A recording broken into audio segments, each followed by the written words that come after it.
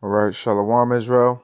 I'd like to give all praises, honor, and glory to Yahweh, Ba'ashem Yahushai, double honors to the apostles and elders of Great Millstone, and Shalom to Lek out there doing this work of faith and labor of love, true sincerity. Right, I just want to get into a brief topic about, how the Lord is rolling the reproach, that we have up off of us, and I just want to make some comparisons, from ancient times, unto now, and I like to get in the book of Joshua, a lot, and this is something that Buzz, been kind of going over, study sessions and stuff like that with, and the main thing about Joshua, that I love is the journey, the journey that it took, for Israel to get from, the state of nothingness, to the state of pretty much being on top again, and that's the journey in which we face now, from being nothings to being somethings in the kingdom, and all of the suffering that we have to go through to obtain, everything, and the fullness of the knowledge, the riches of the earth, spiritual and physical, all of these different things, are a culmination of us, striving in the Lord, showing forth his power that he is slowly but surely rolling that reproach from off of us, in this current time in which we face, Um, so with that, I'm gonna start off here in the book of Joshua 5 and 7. And their children whom he raised up in their stead, them Joshua circumcised. For they were uncircumcised because they had not circumcised them by the way. Now, at this time, this was a physical circumcision, but the main point I want to focus on here is because they had not circumcised them by the way. Now, when you look at, today's time, we're Jake was pretty much in the wilderness, man. From the times of, after we left 70 AD. Well, in the west coast of Africa and other places, we still knew who we were, but we still didn't have the fullness of the truth. We slowly but surely lost the names of Yahweh and Yahweh Shah, but ultimately, from the time we came over here, uh, from what, 1619, 1620, until, the 70s when when the Lord woke up Abba Bivens, Jake was in the wilderness just as, our people was in the wilderness back then, during the time of Moses and all that. So, they didn't have time to be circumcised by the way.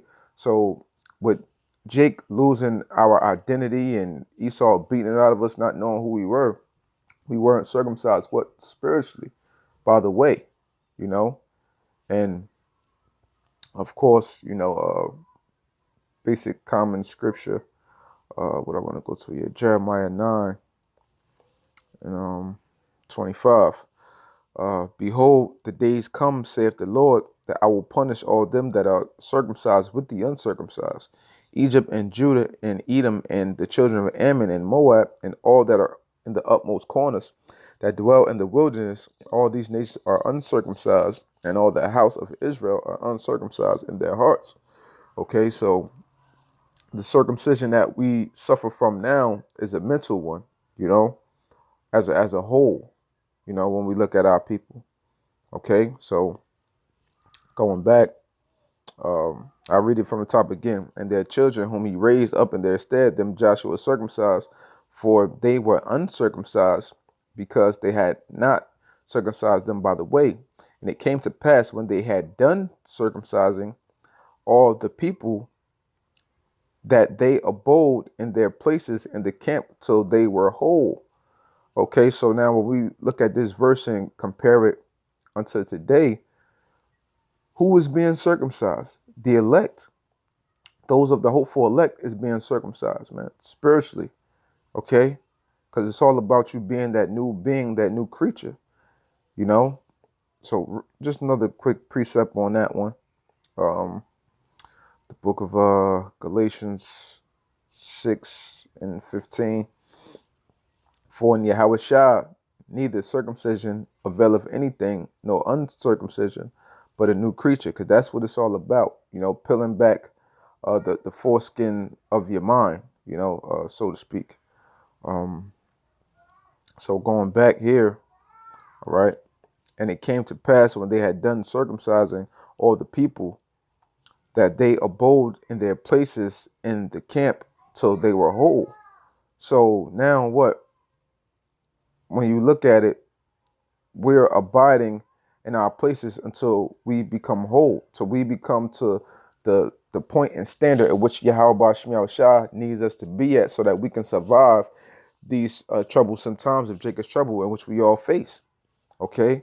So the Most High is allowing us time to, for us to be molded, to be shaped as he would like us to be. You know, we're young brothers in this truth. We're growing every single day. So spiritually, we're not fully circumcised. We still have to put off more filth of the world, more filth of our mind, different things of that nature. It's a constant process. But slowly but surely, the Lord is removing that filth from our minds. And what we must, and it said, and they and all the people, and that they abode in their places in the camp till they were whole. So, when you look at that, the Most High has us under his shadow, and a part of the Most High's shadow is the apostles and elders of Great Millstone. Okay? So when you look at that, what we're abiding underneath these great men, until we become whole, fully circumcised in the mind to the point where Yahweh Shemiah Shah needs us to be, you know? So it's all spiritual, man. It's all spiritual. All right. So going on, it says, verse 9, and the Lord said unto Joshua, this day have I rolled away the reproach of Egypt from off you. Wherefore the name of the place is called Gilgal unto this day. Okay. And when I looked up, the word Gilgal pretty much means like to roll away, or, I mean? I take it pretty much that it means rolling, brothers could correct me if I'm wrong on that, But what? At this time, the Lord rolled the reproach of Egypt from off of us, and Gilgal was the main camp spot, man, was the main campsite when Israel was going to war with all these different nations for Israel Israel to obtain the inheritance in which the Lord proclaimed for us to have, you know. So the Lord rolled away all that reproach, the slavery, the hardcore bondage that we had in old Egypt, by bringing us through the wilderness. That was part of our reproach. The other nations looking down on us at that time, Israel themselves, ourselves at that time, complaining to the Most High, like, did you, well, that's 2/3, did you bring us in the wilderness here to die? We would have been better off in Egypt, so on and so forth. It still seemed like that reproach was still there heavily, because what we were waiting to obtain and receive that promise of the promised land, man, So, but through, Israel coming, to the east side of the Jordan River, and slaughtering off those Amorite kings, King Sihon and Og, and then crossing the Jordan, the Lord was slowly rolling away that reproach and bringing Israel into a form of power, because the other nations, well, still in the book of Joshua, the other nations was recognizing that. This is Joshua 2:9, and she said, this is the harlot Rahab, um, and she said unto the men, I know that the Lord hath given you the land, and that your terror is fallen upon us, and that all the inhabitants of the land faint because of you. Okay, so all the inhabitants of the land fainted because of Israel. For we have heard how the Lord dried up the waters of the Red Sea for you when ye came out of Egypt, and what ye did unto the two kings of the Amorites that were on the other side, Jordan, Sihon, and Og, whom ye utterly destroyed. Okay, so these are prime examples of how the nations were looking at us at this time, because ultimately you got to look at it. All nations saw Israel when we were underneath the hand of the Egyptians. Oh yeah, they're just slaves. They'll never get out of the situation, so on and so forth. And then we're going through the wilderness. All the other nations probably thinking in their heads, yeah, we're going to die off, or what I'm saying, or they try to come through here, we're going to attack them, we're going to kill them all, so on and so forth. But the Lord bringing us to this point was showing the other nations that you are to fear my people. They were at this lower state, but you're going to fear my people, and I'm going to make sure that you fear my name. you know. So it's another quick example, Esther 6 and 13. Uh, and Haman told Zeresh his wife and all his friends everything that had befallen him. Then said his wise men and Zeresh his wife unto him, if Mordecai be of the seed of the Jews before whom thou hast begun to fall, thou shalt not prevail against him, but shall surely fall before him. Okay, so why did uh uh his wife, Haman's wife, and his friends tell him this? Because of the prime example of what I brought up to in Joshua the second chapter. Because all the other nations feared Yahweh Shemiah Shah and the ancient world, man. They knew that if we were in our right standards, the depths and the length that Yahweh Shemiah Shah was willing to go for us, to put us up top, man.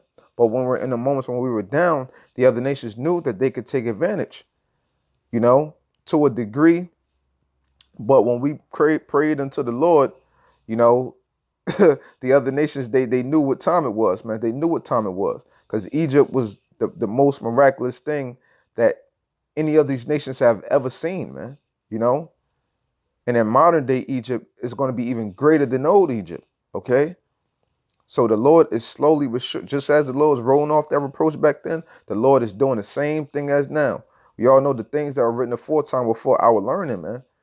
So in this time of suffering and hell in which we catching, and at the same time we seeing, prophecies unfold, we got to know that the kingdom is coming, that the suffering, that the hell that we face from our jobs, your woman, the lifestyle that we have to live, these poor, these vile, disgusting situations in which we in, having to take shit from the so-called white man, take shit from people all around us day in and day out. We got to know that this reproach is slowly coming up off of us, man. We have a great inheritance to look forward to if we continue to stay diligent on this work, and Lord willing, we be of that hopeful elect, And because real quick, just to show you like how the other nations, Salaki, I didn't want to get that. What am I thinking of? Yeah, because matter of fact, Ecclesiastes, yeah, Salakia. Because as follow this great thing. Damn, Salakia.